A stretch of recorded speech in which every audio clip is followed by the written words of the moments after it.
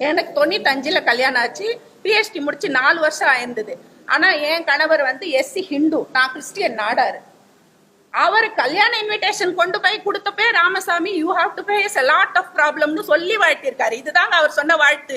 அவர்கிட்ட 33 வருஷம் சர்வீஸ் போட்ட அப்புறமும் அந்த டிப்ளமோ குவாலிபிகேஷனுக்கு என்னவோ அதுலதான் இன்னைய வரைக்கும் இருக்காரு. ஒரு குரூப் சேஞ்ச் கூட கொடுக்கல. ஆனா நீங்க பாருங்க, பிராமின்ஸ், மேல் ஜாதிக்காரங்க, ராமசாமிக்கு வேண்டியவங்க எல்லாருக்கும் உடனே உடனே உடனே ஒரு ஹையர் குவாலிபிகேஷனா உடனே குரூப் சேஞ்ச்.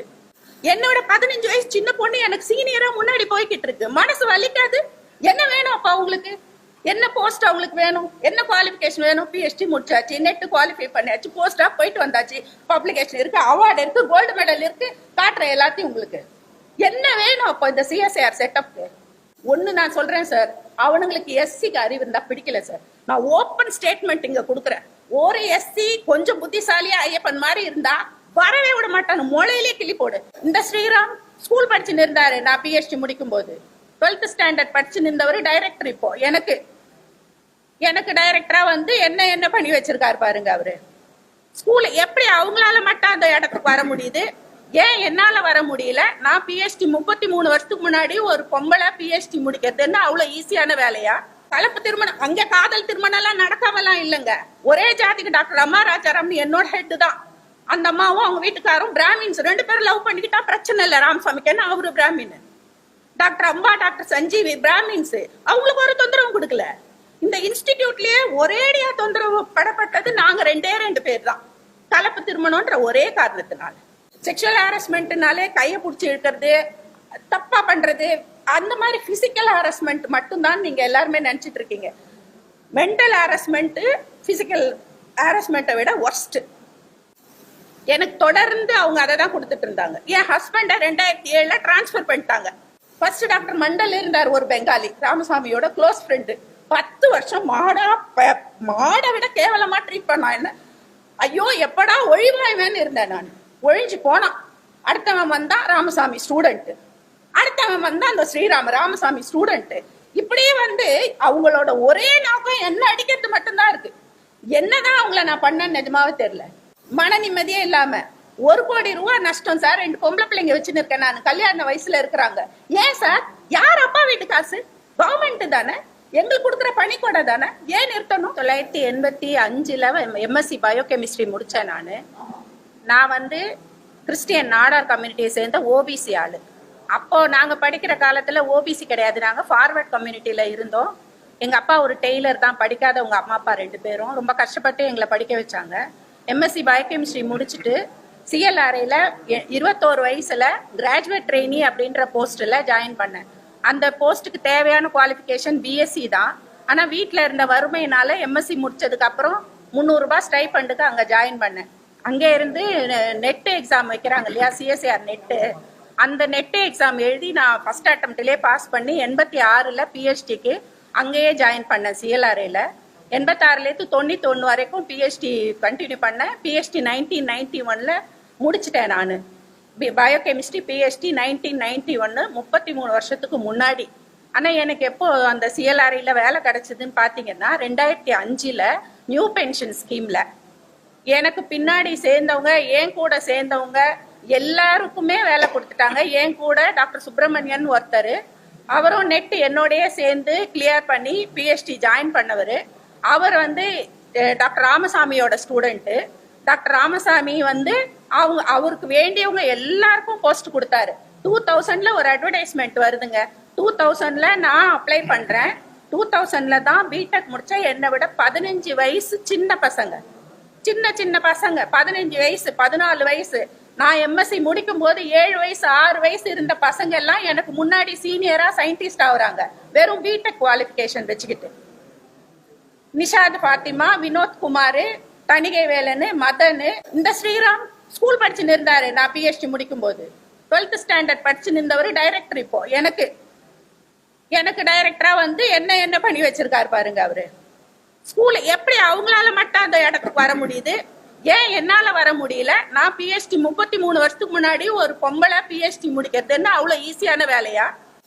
அவ்வளோ வறுமையான ஒரு சூழ்நிலையில எவ்வளோ கஷ்டப்பட்டு நான் நெட்டு குவாலிஃபை பண்ணியிருப்பேன். இப்போ மாதிரி மீடியாவா ஒன்றும் கிடையாது. அப்பெல்லாம் தகவல்னா நான் கனிமரா லைப்ரரியிலே குடியிருந்திருக்கேன் நெட்டு குவாலிஃபை பண்ணணுன்ட்டு. இப்போ மாதிரி அவ்வளோ ஈஸியாக எல்லா இன்ஃபர்மேஷனும் கிடைக்கிற காலகட்டம்ல நாங்கள் படித்த காலகட்டம்லாம். ஆனால் ராமசாமி அவரோட ஹோல் இன்ஸ்டிடியூட் மாதிரி அதை எடுத்துக்கிட்டாரு, சொந்த சொத்து மாதிரி அவரை பிஹேவ் பண்ணாரு. அவரோட ஸ்டூடெண்ட்ஸு அவரை போய் பார்க்குறவங்களுக்கு அவங்களுக்கு தான் இது கலப்பு திருமணம் பண்ணது ஒரு பெரிய காரணங்க. அவர் ஒரு எஸ்சி தான். நான் அவரை கல்யாணம் பண்ணும்போது நான் பிஹெச்டி முடிச்சிருந்தேன். எனக்கு 95ல் கல்யாணம் ஆச்சு. பிஹெச்டி முடிச்சு 4 வருஷம் ஆயிருந்தது. ஆனா என் கணவர் வந்து எஸ்சி ஹிந்து, நான் கிறிஸ்டியன் நாடாரு. அவர் கல்யாண இன்விடேஷன் கொண்டு போய் கொடுத்தப்பே Ramasamy you have to face a lot of problemsனு சொல்லி வாழ்த்திருக்காரு. இதுதாங்க அவர் சொன்ன வாழ்த்து. அவர்கிட்ட என்கிட்ட ஒன்னும் சொல்ல, மூஞ்சி இறுகி போச்சு, வாங்கி பார்த்துட்டு விட்டுட்டான், கல்யாணத்துக்கும் வரல, அதை விட்டுருங்க. ஆனா அவர்கிட்ட you have to face a lot of problem. அதோட உள்ளர்த்தம் என்ன நிஜமாவே எனக்கு எல்லாம் புரியவே இல்லைங்க. இப்ப புரியுது அதோட உள்ளர்த்தம் என்னன்ட்டு.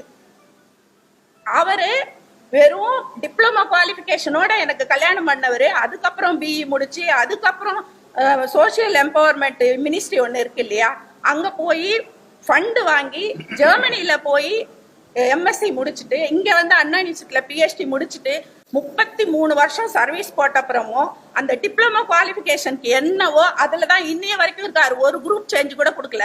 ஆனா நீங்க பாருங்க, பிராமின்ஸ், மேல் ஜாதிக்காரங்க, ராமசாமிக்கு வேண்டியவங்க எல்லாருக்கும் உடனே உடனே உடனே ஒரு ஹையர் குவாலிஃபிகேஷனா உடனே குரூப் சேஞ்ச். அதுக்கு தேவை வெறும் பிஇ தான். சயின்டிஸ்ட் போஸ்ட்டுக்கு தேவை ஒரு பிடெக் பிஇ தான். அவர் பிஇ 95ல் முடிச்சாரு. எத்தனை வருஷம் ஆகுது பாருங்க. அப்புறம் எம்எஸ்சி முடிச்சு அப்புறம் பிஹெச்டி முடிச்சே 10 வருஷம் ஆகுது. இந்த மாசம் 31ஆம் தேதி அவருக்கு ரிட்டையர்மெண்ட். என்ன போட்டு படாத பாடுங்க. இவ்வளவு அவ்வளவும் கிடையாது. என்ன வேணும் ஒருத்தருக்கு? 2 வயசு குழந்தைய விட்டுட்டு சுவிட்சர்லாந்துல போஸ்டாக்கு போனேன் நான். 6 மாசத்துல முடிச்சு அழகா ஒரு பேப்பர் பப்ளிஷ் பண்ணிட்டு வந்தேன். ஒண்ணு இல்ல, வெறும் பிடெக் ஜஸ்ட் 2000ல முடிக்கிறாங்க. 2000ல அப்ளிகேஷன் போடுறாங்க. அந்த அட்வர்டைஸ்மெண்ட்லயே இருக்கு, முயர் ஃபில்ஃபில்லிங் ஆஃப் த குவாலிஃபிகேஷன் வந்து இன்டர்வியூ கூப்பிடணும்னு அவசியம் இல்லை. ஆனா இவங்க இன்டர்வியூ கூப்பிடல, இல்ல போஸ்டே தூக்கி தூக்கி கொடுத்தாங்க. நிஷாத் ஃபாத்திமான்னு ஒரு பொண்ணு, அவரோட ரொம்ப க்ளோஸ். அந்த மாதிரி அப்படி இருந்தாதான் வேலை கிடைக்கும், முன்னுக்கு வர முடியும்னா நாங்கெல்லாம் எப்படிங்க வர்றது? அந்த பொண்ணு சீஃப் சயின்டிஸ்ட் ஆயிடுச்சு 42 வயசுல. நான் சயின்டிஸ்டா 42 வயசுல அதுக்கு ஜூனியரா போய் சேர்றேன். எப்படி இருக்கும் உங்களுக்கு எல்லாம்? எப்படி இருக்கும் அந்த மாதிரி டிஸ்கிரிமினேஷன் உங்களுக்கு காட்டினா? உங்களால அதை ஏத்துக்க முடியுமா? என்னோட 15 வயசு சின்ன பொண்ணு எனக்கு சீனியரா முன்னாடி போய்கிட்டு இருக்கு. மனசு வலிக்காது? என்ன வேணும் அப்பா உங்களுக்கு? என்ன போஸ்ட் அவங்களுக்கு வேணும்? என்ன குவாலிஃபிகேஷன் வேணும்? பிஹெச்டி முடிச்சாச்சு, நெட் குவாலிஃபை பண்ணியாச்சு, போஸ்டா போயிட்டு வந்தாச்சு, பப்ளிகேஷன் இருக்கு, அவார்டு இருக்கு, கோல்டு மெடல் இருக்கு, காட்டுற எல்லாத்தையும் உங்களுக்கு என்ன வேணும் அப்போ இந்த சிஎஸ்ஐஆர் செட்டப்க்கு? கலப்பு திருமணம், அங்க காதல் திருமணம் எல்லாம் நடக்காமலாம் இல்லைங்க. ஒரே ஜாதிக்கு டாக்டர் அம்மா ராஜாராம் என்னோட ஹெட் தான். அந்த அம்மாவும் அவங்க வீட்டுக்காரும் பிராமின்ஸ், 2 பேரும் லவ் பண்ணிக்கிட்டா பிரச்சனை இல்லை ராமசாமிக்கு, ஏன்னா அவரு பிராமின். டாக்டர் அம்மா, டாக்டர் சஞ்சீவி பிராமின்ஸ், அவங்களுக்கு ஒரு தொந்தரவு கொடுக்கல. இந்த இன்ஸ்டிடியூட்லயே ஒரேடியா தொந்தரவு படப்பட்டது நாங்க 2 பேர் தான், கலப்பு திருமணம்ன்ற ஒரே காரணத்தினால. கலப்பு திருமணம், அசோசியேஷன் செக்ரட்டரி, ஆர்டிஐ ஆக்டிவிஸ்ட் போதாதாங்க, என்னன்னாலும் கேட்டுருவாரு, போய் நின்னு கேட்டுருவாரு. யாருக்காவது பிரச்சனைனாலும் போய் நின்றுவாரு. ஐயப்பன் கிட்ட போய் சொல்லிரு, நீ ஐயப்பன் நான் இவங்களை மாதிரியே 4 பேரை இழுத்துன்னு போயிடுவாரு. நிற்பாரு, கேட்பாரு, சண்டை போடுவாரு, அவனுங்கெல்லாம் ஒதுங்கிடுவானுங்க, இவர் மாட்டிக்குவாரு. 2005ல நியூ பென்ஷன் ஸ்கீம்ல நான் வேலைக்கு சேர்றேங்க. சேர்ந்த உடனே 6 மாசம் எனக்கு ஒர்க் பிளேஸே கொடுக்கல.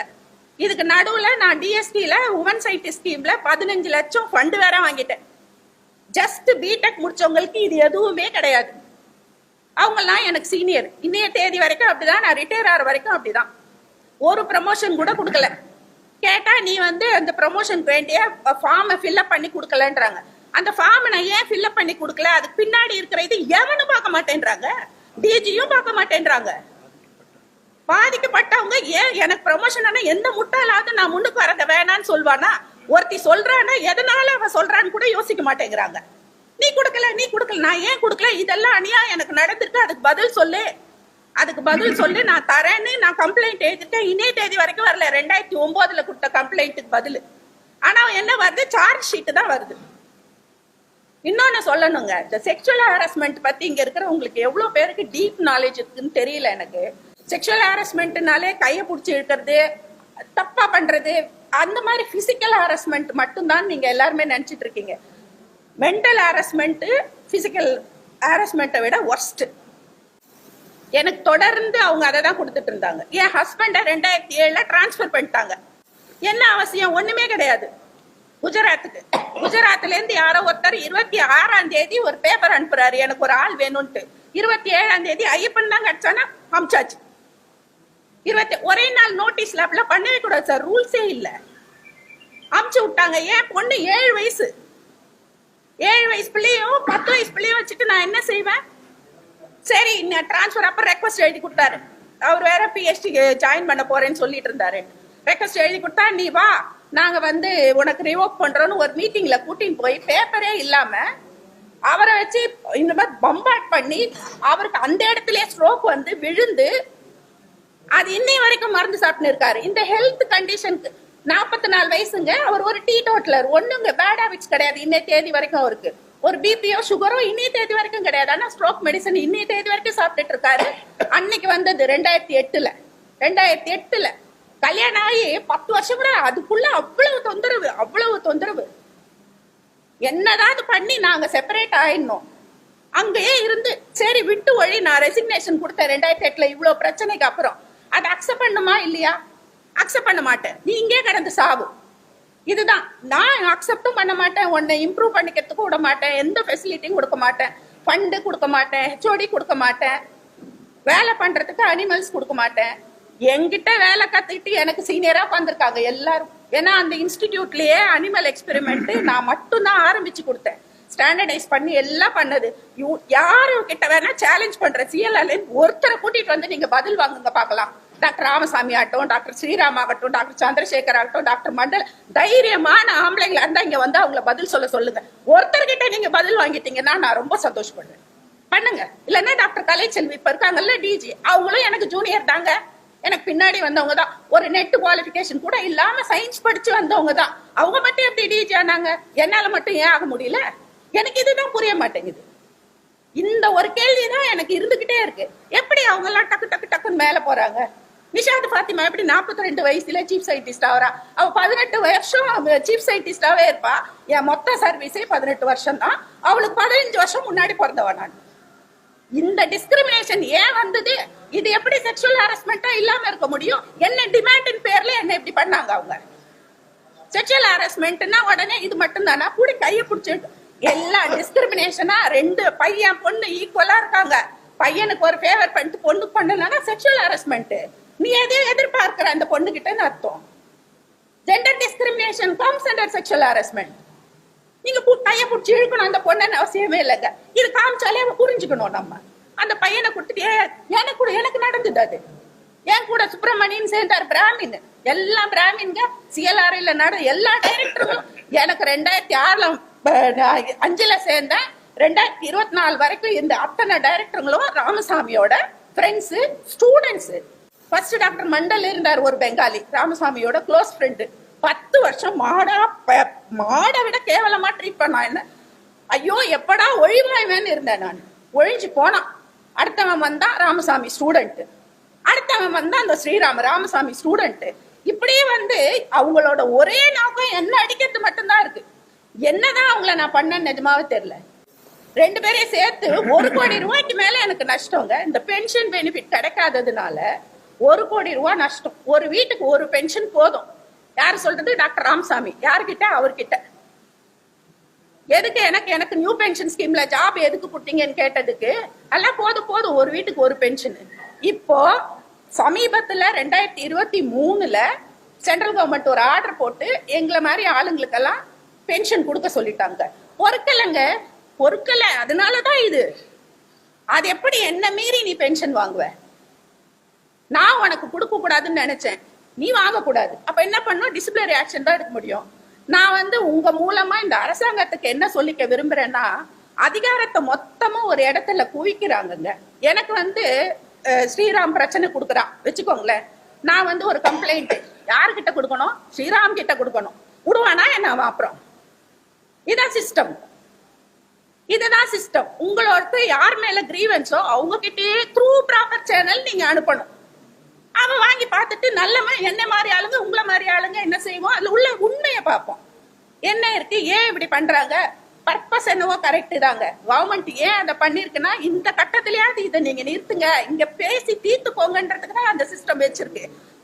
பட் யாரும் அதை புரிஞ்சுக்கிறது இல்லைங்க. இங்க இருந்து இவங்க என்ன பண்ணாம இவங்க ப்ராப்பர் சேனல் வழியா டிஜிக்கு அனுப்புறேன்னு வச்சுக்கோங்க. சரி, டைரக்டர் மேல கம்ப்ளைண்ட் டிஜிக்கு அனுப்புறோம். டிஜி என்ன பண்ணுவாங்க, என்னன்னு கேட்டு இங்கேயே அனுப்புவாங்க. இது கவர்மெண்ட்னு இல்ல, ஃபுல்லா சிஸ்டத்திலேயே அப்படிதான் இருக்கு. உமன் கமிஷன் கம்சாச்சு, போலீஸ் கமிஷன் கம்சாச்சு, மைனாரிட்டி கமிஷன் கம்சாச்சு, பேக்வர்ட் கமிஷன் கம்சாச்சு. எங்க நியாயம் மட்டும் கிடைக்கவே இல்லை. என்ன பண்றாங்க, ஆக்டோபஸ் மாதிரி வச்சிருக்காங்க கைய ராமசாமி. எல்லா இடத்தையும் அவங்க இதான், அவ்வளோ இன்ஃப்ளூயன்ஸ். டிஎஸ்டி செக்ரட்டரி பிராமின் பத்தாதான் சார். எங்களுக்கு நியாயம் வேணும், வெளிச்சத்துக்கு கொண்டு வரணும். எங்களை மாதிரி இன்னொரு கலப்பு திருமணம் பண்ண எங்க வாழ்க்கை முடிஞ்சே போச்சு சார். 30 வருஷமா நொந்து நாங்க ஆயிட்டோம். 30